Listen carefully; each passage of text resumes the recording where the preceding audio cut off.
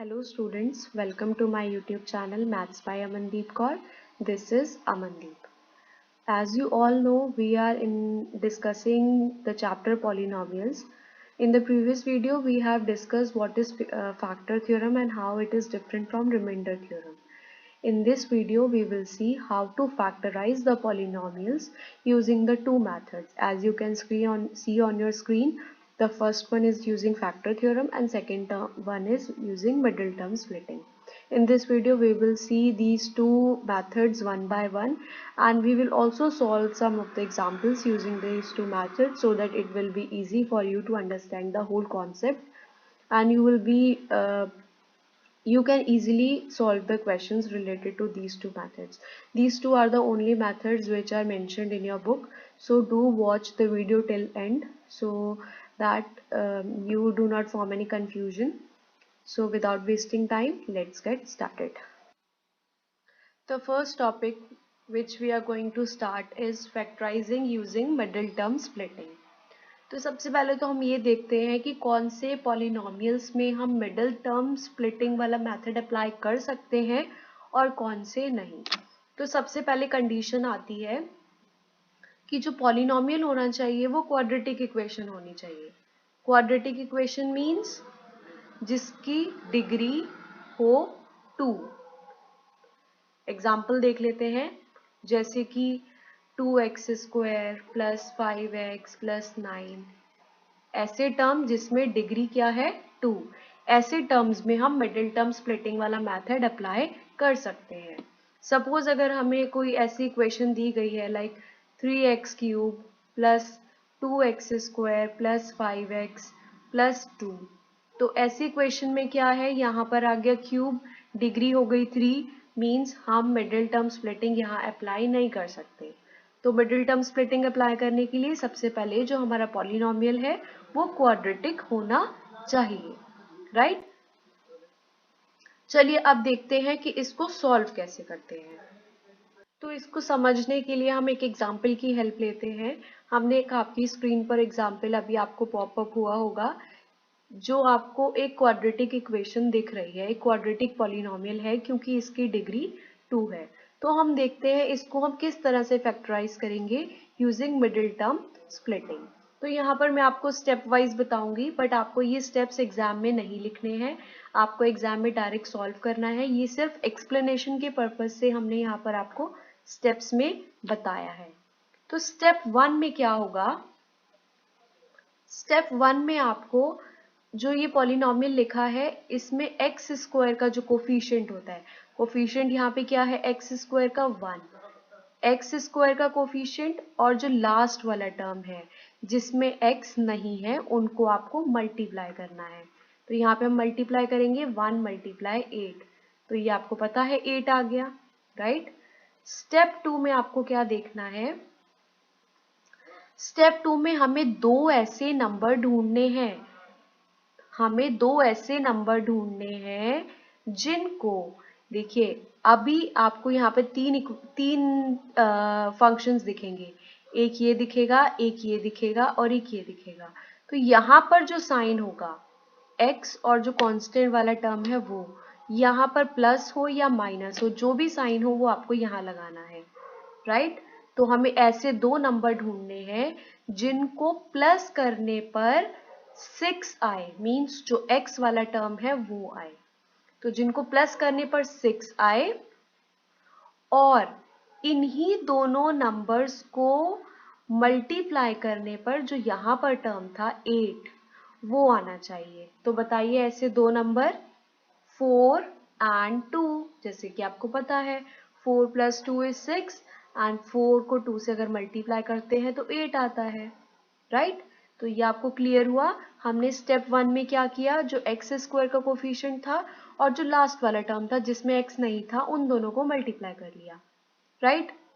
Second step में हमने ऐसे दो नंबर ढूंढने हैं जिनको यहाँ पर जो साइन है वो लगाना है बीच में, और जैसे यहाँ पर आपको स्क्रीन पर इस इक्वेशन में प्लस दिखेगा तो प्लस, तो हमें ऐसे दो नंबर ढूंढने हैं जिनको प्लस करने पर ये जो x वाला कोफिशिएंट होता है, ये वाला टर्म जो 6 है वो आए और इन्हीं को मल्टीप्लाई करने पर यहाँ पर जो ये वाला टर्म आया था वो आए। तो हमने ढूंढ लिया 4 and 2। अब आपको क्या करना है, अब आपको देखिए ये इक्वेशन मैं दोबारा लिखती हूँ यहाँ पर, x square plus 6x plus 8। अब हम इसका जो मिडिल टर्म, स्प्लिटिंग का क्या मतलब है, जो मिडिल टर्म है, मिडिल टर्म ये वाला है, इसको हम स्प्लिट करने वाले हैं। मतलब इसको हम लिखेंगे, 6 को हम क्या लिख सकते हैं, यहाँ पर हमारे पास दो नंबर आए 4 and 2, राइट। 6 को हम लिखेंगे 4 + 2 और यहाँ पर x तो था ही ऑलरेडी, x + 8। यहाँ पर हमने क्या किया, जो मिडिल टर्म था उसको स्प्लिट कर दिया। स्प्लिट मतलब हमने उसको तोड़ दिया। 6 को हमने लिख दिया 4 + 2, राइट। अब हम देखते हैं इसको किस तरह से सॉल्व किया जा सकता है। इसको हम अब ब्रैकेट ओपन करेंगे, so it will become 4x + 2x + 8। Now we will see that if there is something common in between these two. Yes, which term is common? X is common, right? So we will write x + 4 और इन दोनों में से भी हम देखेंगे क्या common है, इन दोनों में से 2 कॉमन है, तो +2 हम लिखेंगे x + 4। देखिए अगर आपने अपना इक्वेशन अच्छे से ठीक से सॉल्व किया है तो यहाँ पर जो ब्रैकेट वाले टर्म आते हैं वो दोनों सेम आएंगे, ये डिफरेंट नहीं आएंगे। अगर ये डिफरेंट आ रहे हैं तो आपने कोई मिस्टेक ज़रूर की है। तो ये एक चेक पॉइंट है, आपको पता चल जाएगा कि मैंने जो क्वेश्चन सॉल्व किया है वो ठीक किया है या गलत किया है। तो आपको क्या करना है, अब इन दोनों में से एक ब्रैकेट में लिखेंगे हम x + 4 और एक ब्रैकेट में लिखेंगे हम x + 2। तो ये हमारी इक्वेशन जो हो गई फैक्टराइज हो गई। This is our required answer. तो मिडिल टर्म स्प्लिटिंग में हमको सिर्फ एक ही बात का ध्यान रखना होता है कि जो मिडिल टर्म है हमें उसे स्प्लिट करना है। स्प्लिट किस तरह से करना है, जो हमने आपको यहाँ पर स्टेप 1 और स्टेप 2 बताए, इस तरह से सॉल्व करना है। चलिए एक और एग्जाम्पल की हेल्प से आपको समझाने की कोशिश करते हैं। सेकेंड एग्जाम्पल हम लेते हैं x² + 4x - 21। इसको सॉल्व करने की कोशिश करते हैं using middle term splitting. Same procedure रहेगा जो हमने अभी फर्स्ट एग्जाम्पल सॉल्व किया था, सेम उसी तरह से इसको भी सॉल्व करेंगे। तो स्टेप 1 में क्या होगा, स्टेप 1 में जो x² का कोफिशिएंट है, यहाँ पर कोफिशिएंट है 1 और जो लास्ट वाला टर्म है इन दोनों को हम मल्टीप्लाई करेंगे। That means 1 × 21 will become 21। In this step 2, what we have to do? We have to find two numbers in such a way that, as you can see here is subtract, so that when we subtract these two numbers, we get 4, right? And when we multiply these two numbers, we will get 21, because in the step 1 we have calculated that the multiplication of these two numbers should be 21. सो अब आप देखिए कौन कौन से numbers हैं जिनको हम multiply करें तो 21 आए और माइनस करें तो 4 आए। तो आपको ये कैलकुलेट करना पड़ेगा। तो हम जैसे यहाँ पर देखते हैं कि अगर हम 7 और 3 लेते हैं, 7 3 ज़ा 21 और 7 - 3 करेंगे तो 4 आएगा। So the two numbers are 7 and 3। तो we will write here 7 and 3, right. मतलब दो नंबर्स को मल्टीप्लाई किया तो 21 आएगा, 7 3 ज़ा 21 and 7 - 2 is also 4. So our two steps have been completed. Now we have to solve this equation now. So we will write it once again. x² + 4x - 21. Now what we have to do? We have to split the middle term. So how we will split? We will split in such a way that as we have found here two numbers, that is 7 and 3. So we will write here 7 - 3. Why minus? Because I have already told you the sign which is here, which is present here, will be applied here. Okay. 7 - 3 is 4 and x - 21. Now we will solve this equation. We will open the brackets. It will become x² + 7x - 3x - 21. Now what is common among these two? x is common, so we will write here x plus 7. And what is common in minus 3x and minus 21? अगर हम यहाँ पर 3 common लेते हैं तो अंदर बचेगा minus x minus 7। तो मैंने क्या बताया था, यहाँ पर जो ब्रैकेट वाले टर्म्स होते हैं वो सेम होने चाहिए, तो हमें यहाँ पर कॉमन लेना है minus 3। when we will take minus 3 common from these two terms, inside bracket what will be left? We will see here x and plus 7. So as you can see that our two brackets are same, that is x plus 7. That means we have done our calculations correctly. So what we will do now, we will write in one bracket we will write x minus 3 and in the another bracket we will write x plus 7. This is the required answer. I hope middle term splitting method is very much clear to you. If you face any problem, let me know in the comment section given below. And also if you have not subscribed my channel yet, go and subscribe it now so that you don't miss my new upcoming videos which will be very informative for you. So let's move to our next topic, that is factorizing using the factor theorem. Our next topic which we are going to discuss is factorizing using factor theorem. Means we have to factorize the polynomial using factor theorem. Factor theorem is very important theorem. This theorem we have discussed in our previous videos. If you have not watched yet, go and check it now. And in this video we are not going to discuss the factor theorem, we are going to discuss how to factorize the polynomial using factor theorem. Let us see with the help of one example. तो आपको एक polynomial आपकी screen पर दिख रहा है, ये quadratic polynomial नहीं है, ये क्यूबिक पॉलिनोमियल है क्योंकि इसकी डिग्री 3 है। तो देखिए सबसे पहली बात, जो हमने मिडिल टर्म स्प्लिटिंग देखा था उसमें हमारे पास क्वाड्रेटिक पॉलिनोमियल होना चाहिए, बट फैक्टर थ्योरम में जो क्वाड्रेटिक पॉलिनोमियल नहीं है, क्यूबिक है या फिर जिसकी डिग्री 2 से ज़्यादा है, 3, 4, 5 कितनी भी डिग्री हो सकती है, हम उसको सॉल्व कर सकते हैं, राइट। तो हम यहाँ पर एक क्यूबिक वाला एग्जाम्पल लेके आपको सॉल्व करके दिखाते हैं किस तरह से हम फैक्टर थ्योरम से हमारे जो पॉलिनोमियल्स होते हैं उसको फैक्टराइज करते हैं, राइट। तो आपकी स्क्रीन पर आपको एक एग्जाम्पल दिख रहा है, that is x cube minus 6x square plus 11x minus 6। तो आपको क्या करना है, स्टेप 1 में सबसे पहले जो स्टेप 1 है उसमें आपको क्या करना है, जो कांस्टेंट टर्म है, यहाँ पर कांस्टेंट टर्म क्या है, कांस्टेंट टर्म यहाँ पे क्या है -6, उसके फैक्टर्स निकालने हैं। तो -6 के आप 6 के फैक्टर्स बताइए आप क्या होंगे। देखिए सबसे पहले तो +-1 तो होगा ही, +-2 होगा, +-3 होगा और +-6 होगा, और इतने फैक्टर्स होंगे हमारे -6 के, राइट। तो सबसे पहले अब हमें क्या करना है, स्टेप 2 में क्या करना है, इनमें से ट्रायल एंड एरर मेथड से कोई भी एक वैल्यू लाइक +1 सबसे पहले हम देखते हैं, एक एक वैल्यू को उठाना है और पुट करना है हमारे पॉलिनोमियल में। तो हमारे पास जो पॉलिनोमियल था px क्या था, x cube minus 6x square plus 11x minus 6।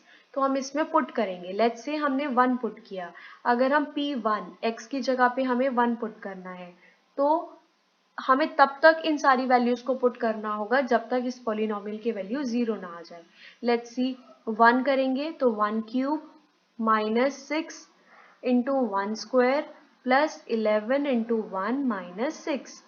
तो ये कितना हो जाएगा, 1 माइनस 6 प्लस 11 माइनस 6।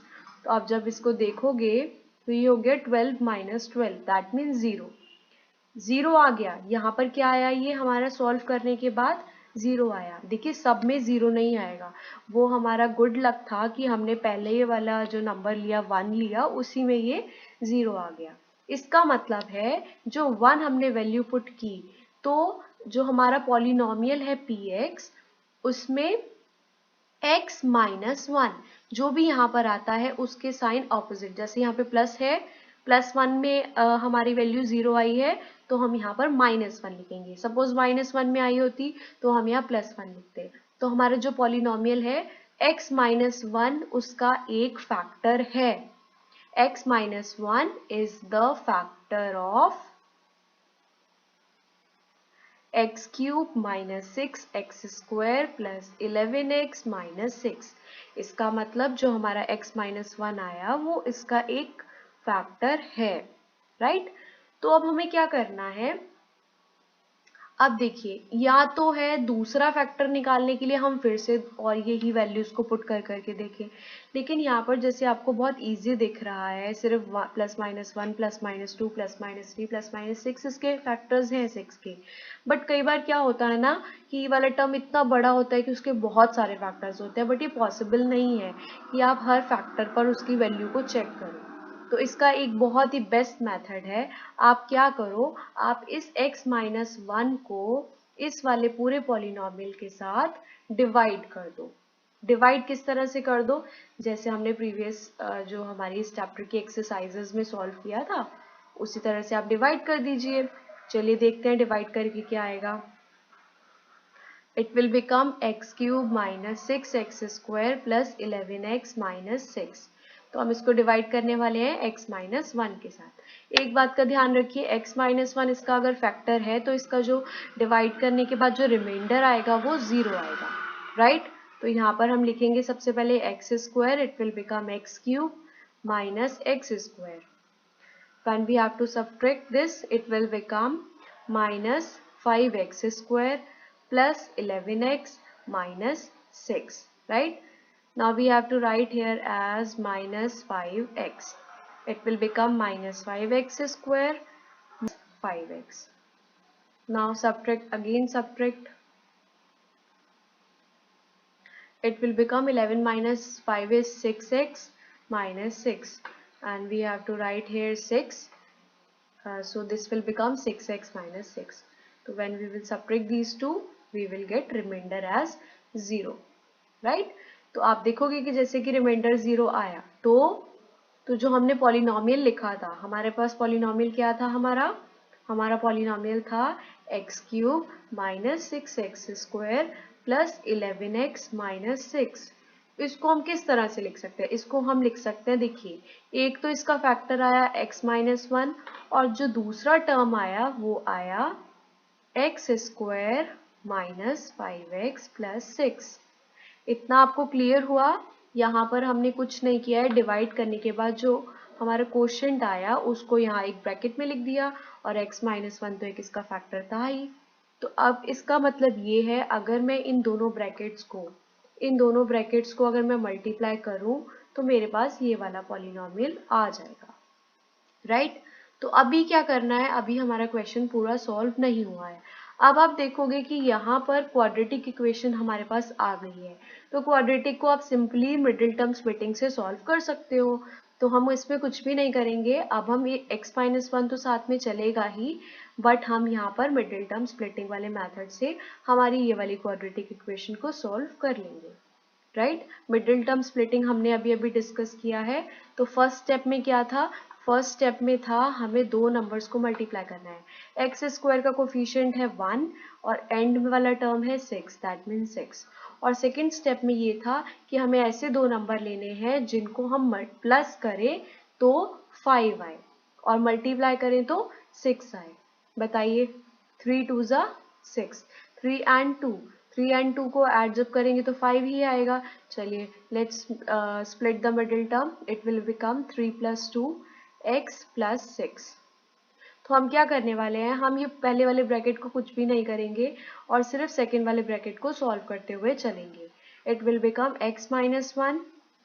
अब देखिए ब्रैकेट खोलिए, x² - 3x - 2x + 6। Now we will take common from the first two terms. So what will be common from these two? X will be common, x - 3, and from these two -2 will be common. So again x - 3. So you can see that here the two brackets are same. That means we have done our calculation very correctly. So what we will write? We will write as, you know, In one bracket we will write x minus 3 and in another bracket we will write x minus 2. So these are the three terms x minus 1, x minus 3 and x minus 2 which are the factors of this given polynomial. तो यहाँ पर जाके हमारा ये पूरा question अच्छे से solve हो गया, हमने इस वाले पॉलिनोमियल को पूरा फैक्टराइज कर दिया। आई नो ये थोड़ा टायरिंग होगा, ये थोड़ा लंबा प्रोसेस है, जो फैक्टर थ्योरम है इसमें आपको थोड़ी कैलकुलेशन ज़्यादा करनी पड़ती है, but this is not tough, this is very easy.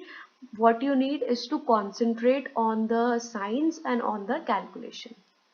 I hope factor theorem और मिडिल टर्म स्प्लिटिंग आपको अच्छे से क्लियर हो गया है.